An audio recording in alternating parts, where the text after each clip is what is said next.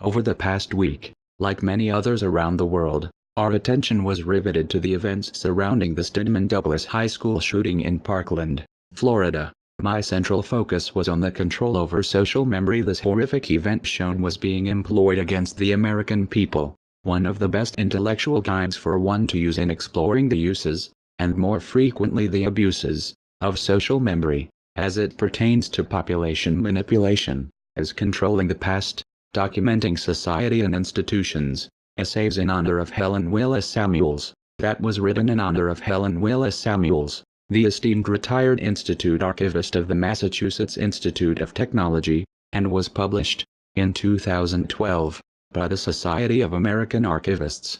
The themes prevalent throughout this Controlling the Past book revolved around the critical importance of archiving historical documents so that future generations would have available to them an accurate record of the social memory of past generations, but whose headwinds for doing so were explained by the late American author and media theorist Neil Postman in his seminal 1992 book Technopoly, The Surrender of Culture to Technology, wherein he defined technopoly as a society in which technology is deified, meaning the culture seeks its authorization in technology, finds its satisfactions in technology, and takes its orders from technology. In 1985, Neil Postman expounded on his technopoly theme with his groundbreaking book Amusing Ourselves to Death, Public Discourse in the Age of Show Business, and that posited one of the most important questions facing our world today: what happens when media and politics become forms of entertainment? In 2016, 31 years after Neil Postman posited this question, a presidential election in the United States answered it, and whether for good or ill, as only time can answer that question, America now has its first reality television show presidency with Donald Trump that no historical comparison can be made with, and whom, without any doubt, has successfully merged both media and politics to become the greatest entertainer the world has ever seen. Though attributed to the 19th century American showman and circus owner Phineas P.T. Barnum, but most probably first used by the Irish Republican and drinker with a writing problem Brandon Bohan, the phrase "there is no such thing as bad publicity" has been wholeheartedly embraced by the master entertainer Trump in his merging media with politics, but whose main casualty is the social memory of the American people. To best understand this, you need to remember that showmen need publicity more than anything else to ply their trade, but whose success depends upon a willing and compliant media establishment, with both the showman and the media then forming a symbiosis, an interaction between two different organisms living in close physical association, typically to the advantage of both, and in this case saw Trump catapulted into the presidency, and the media becoming fabulously rich because of his being there.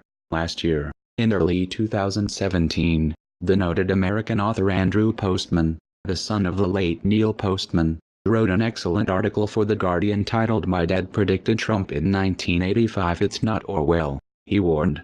It's Brave New World, wherein he explored this issue in great detail by comparing the dystopian futures of media and politics becoming entertainment as envisioned in The Brave New World by Aldous Huxley and 1984 by George Orwell with his writing. What Orwell feared were those who would ban books. What Huxley feared was that there would be no reason to ban a book, for there would be no one who wanted to read one.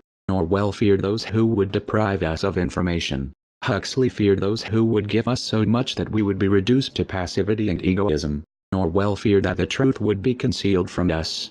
Huxley feared the truth would be drowned in a sea of irrelevance. Orwell feared we would become a captive culture. Huxley feared we would become a trivial culture. Andrew Postman further detailed that the average weekly screen time for an American adult, brace yourself, this is not a typo, is 74 hours, and still going up.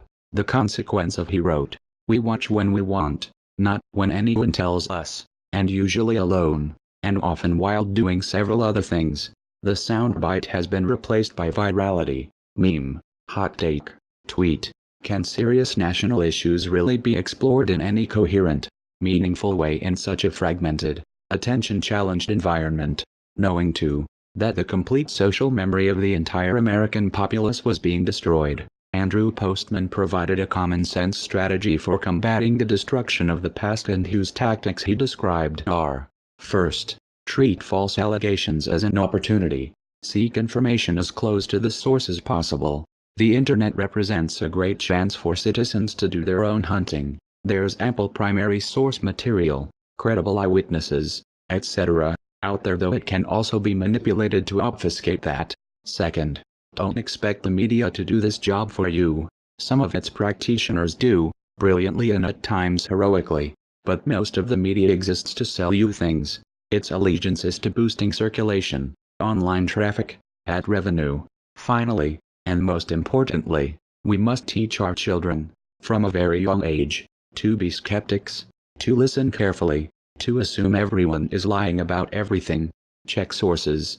Consider what wasn't said. Ask questions.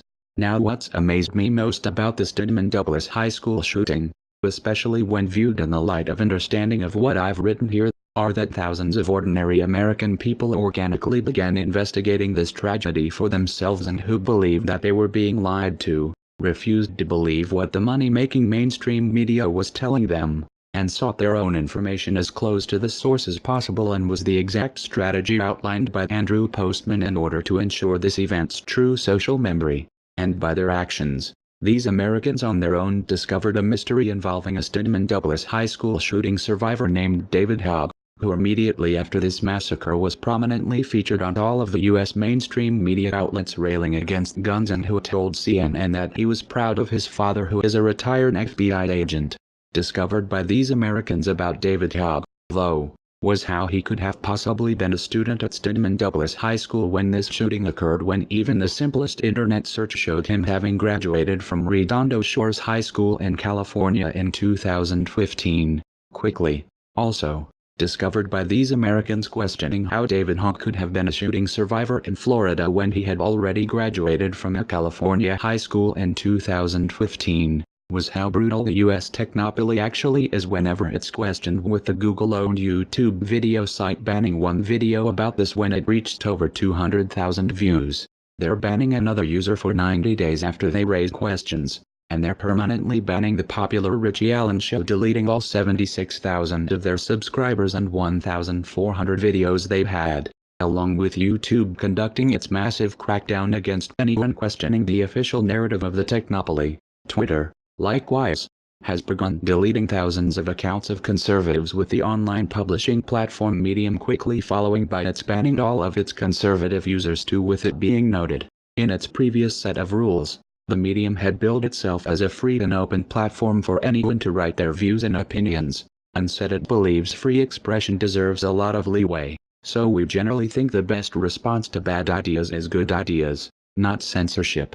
This language has been scrubbed from the current version of its platform rules. There are only a handful of times in the past nearly 50 years that we've agreed with the American-Hungarian billionaire socialist George Soros, but when he spoke last month at the World Economic Summit in Davos, Switzerland, his words echoed through me, as they should through you, and who warned, the international community needs to take seriously the threats posed by Facebook and Google, who are spinning a web of totalitarian control. And if they are not reined in, the result will be a strain of authoritarianism the likes of which not even Aldous Huxley or George Orwell could have ever imagined. With the memory wiping of the American people by their technopoly overlords constituting a grave threat to the entire world, as without the knowledge of their past no future for them can be envisioned, it remains the holy duty and obligation of all of God's children to keep this atrocity from happening, but that can only be accomplished by our banding, and then holding ourselves together against the vile evil that confronts us.